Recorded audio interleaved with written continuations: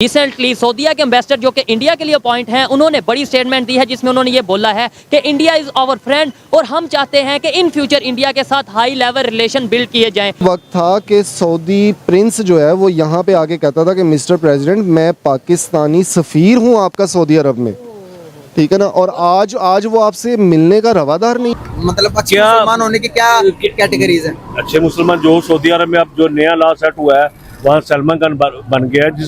जिन गलियों में मेरे नबी के पाँव मुबारक लगे हुए थे वहाँ नंगे डांस हो रहे हैं। कौन सा कल्चर है जो यूरोप का वहाँ अडॉप्ट हुआ? नए शहर बन रहे हैं, सलमा घर बन गए हैं, डांस फ्लोर बन गए हैं। अगर मैं कश्मीरी होता और मुझे कहा जाता कि पाकिस्तान के साथ आ जाओ तो मैं कहता कि मेरे मुल्क में 25,000 की मोटरसाइकिल है, मेरा दिमाग ख़राब है कि मैं 70 के लिए 1,25,000 वाले मुल्क में आऊँ। दोस्तों, कश्मीर के इलेक्शन जो है वो कश्मीर के लिए ही नहीं, हमारे देश के लिए नहीं, दुनिया के लिए भी एक चैलेंज है।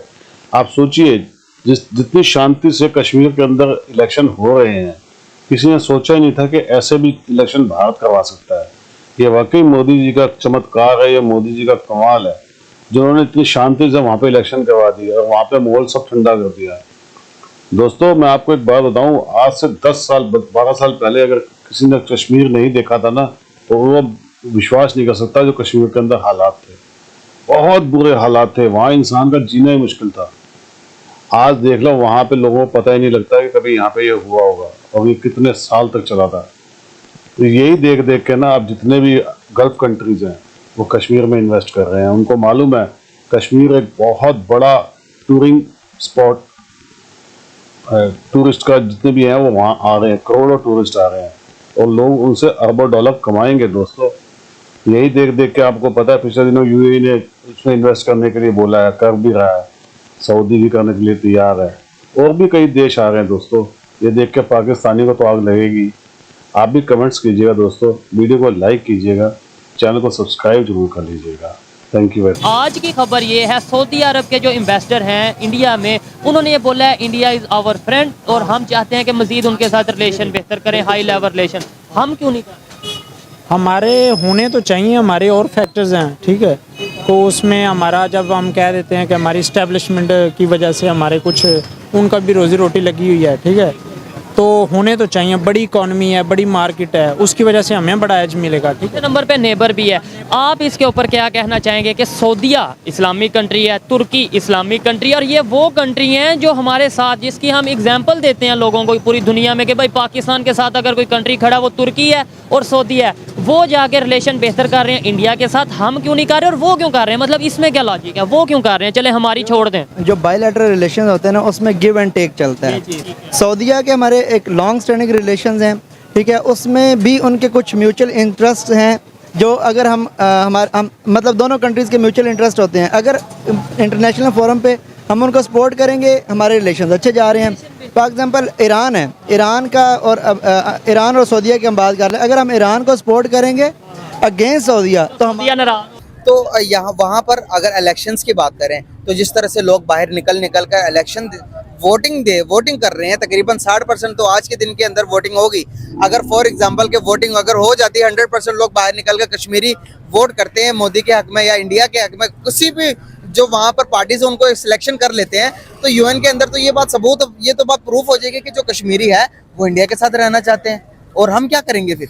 आप यूएनओ की बात कर रहे हैं, आप ला इलाहा की बात क्यों नहीं करते? हमारा और उनका जो रिश्ता है, आप यहाँ जो अपने मजहबी फ़राइज़ सारे अंजाम दे सकते हैं, उन लोगों को पूछें जिनको नमाज नहीं पढ़ने दी जाती, उन लोगों को पूछें जिनको ईद की नमाज नहीं पढ़ने दी जाती। सर, क्या ये बात सऊदीया को नजर नहीं आती? ये बात मिडिल ईस्ट को नजर नहीं आती? ये बात दूसरी मुस्लिम उम्मा को नजर नहीं आती? हमें फ़लस्तीन नजर नहीं आता? अगर मुसलमान को दर्द इतना हमारे अंदर है तो हमने मुसलमानों को क्यों नहीं इधर शिफ्ट करते, लैंड को रहने देते हैं? आप वो हमारी नज़र में अच्छे मुसलमान, दुनिया की नज़र में वो अच्छे मुसलमान नहीं है। मतलब अच्छे मुसलमान होने की क्या कैटेगरीज हैं? अच्छे मुसलमान जो सऊदी अरब में अब जो नया लॉ सेट हुआ है वहाँ सलमान खान बन गया है। जिन गलियों में मेरे नबी के पाँव मुबारक लगे हुए थे वहाँ नंगे डांस हो रहे हैं। कौन सा कल्चर है जो यूरोप का वहाँ अडॉप्ट हुआ? नए शहर बन रहे हैं, सलमा घर बन गए हैं, डांस फ्लोर बन गए हैं। बिल्कुल सही। सर, यही सेम क्वेश्चन आप आंसर देंगे, क्या इस्लाम इस चीज़ से मना करता है कि भाई यहाँ पर अगर कोई आपका ईमान इतना मजबूत होना चाहिए कि क्या सिनेमा हॉल बनेगा तो मेरे ईमान को खतरा, क्या मेरा ईमान कमज़ोर हो जाएगा? क्या अगर साथ ही कोई मस्जिद बनती है तो मैं मस्जिद जाना या सिनेमा हॉल जाऊं, ये तो मेरी पर्सनल चॉइस है ना, मैं दोनों में से किस चीज को सिलेक्ट करूं। आप यूरोप घूम के आए हैं, क्या वहां पर जबर है? क्या आप मना करते हैं कि मस्जिद नहीं बननी चाहिए यार, ये तो गोरों का मुल्क है? हमारे माइंडसेट ऐसे क्यों है? देखिए, ला इकराह फिद्दीन, दीन में कोई जबर नहीं है जी और हम जबर की बात नहीं करते ना, जबर को सपोर्ट करते। जी लेकिन अगर आप देखें तो जो होली सिटीज़ ऑफ मक्का और मदीना है उनके एक स्पेशल स्टेटस है। 1.5 अरब मुसलमान हैं जो वहाँ अकीदत रखते हैं, जो मजहबी अपना जो है हज जैसा और उम्रे जैसा पाकीज़ा फरीज़ा जो है सर अंजाम देने के लिए वहाँ जाते हैं। और कॉन्सेप्ट ये है कि हमने जो गुनाह किए होते हैं उनकी बख्शिश हो जाती है, इसीलिए जब लोग जाते हैं तो वो कहते हैं मुझे माफ़ करना। नेबर कंट्री है इंडिया, जिससे कहा यह जाता था कि ये इसको नॉन मुस्लिम कंट्री सपोर्ट करते हैं, मुसलमानों के अगेंस्ट, इस्लाम के अगेंस्ट।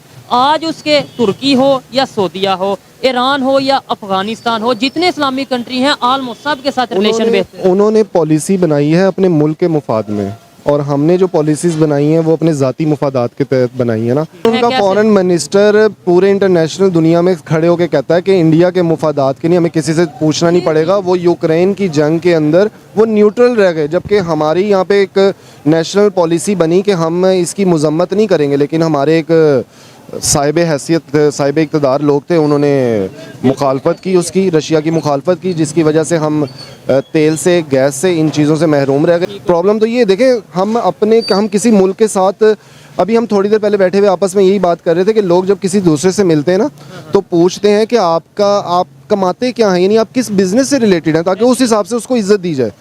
अगर आपके मुल्क के अंदर उस लेवल से बात की जाए, उस तरीके से बात की जाए, उसका एक वक्त था कि सऊदी प्रिंस जो है वो यहाँ पे आके कहता था कि मिस्टर प्रेसिडेंट, मैं पाकिस्तानी सफ़ीर हूँ आपका सऊदी अरब में, ठीक है ना। और आज वो आपसे मिलने का रवादार नहीं है। आज सऊदीया के एम्बेसडर जो इंडिया में, उन्होंने बोला है कि इंडिया हमारा फ्रेंड है और हम चाहते हैं कि रिलेशन मजीद बेहतर किए जाए। देखिए, हर मुल्क जो है ना वो अपने मुफादात को देखेगा। सऊदीया देखेगा कि वहाँ पे 1.5 अरब की आबादी है, वो एक इंडस्ट्री मौजूद है, यानी उसका कंज्यूमर मौजूद है। और सऊदी अरब के अंदर जो वो 2030 का उन्होंने प्लान बनाया है प्रिंस मोहम्मद बिन सलमान ने, तो वो अपने मुल्क को तरक्की दे रहे हैं। हर मुल्क खड़ा हुआ है। अब मैं लास्ट कुछ 3 महीने पहले उम्रा करके आया हूँ, तो आप यकीन माने कि अब हमें वहाँ पे पाकिस्तानी लेबर नज़र नहीं आ रही। कौन सी लेबर? टोटल इंडियन, बांग्लादेशी और बर्मन्स। पाकिस्तानी ना होने की क्या ना होने देखें ट्रस्ट इशू कहीं ना कहीं इवन उन्होंने बैन किया हुआ है नहीं, पाकिस्तान। बैन नहीं, ये जिस वक्त एग्रीमेंट्स होते हैं ना 5 साल, 10 साल, 15 साल के चलते हैं, तो तब हमारी जो है ना वो उस वक्त रजीम चेंज हो रही थी, एक दूसरे की टांगें खींची जा रही थी, हुकूमतें चेंज हो रही थी, इस पे पर्चा हो रहा था, वो गद्दार हो रहा था, वो नाअहल हो रहा था।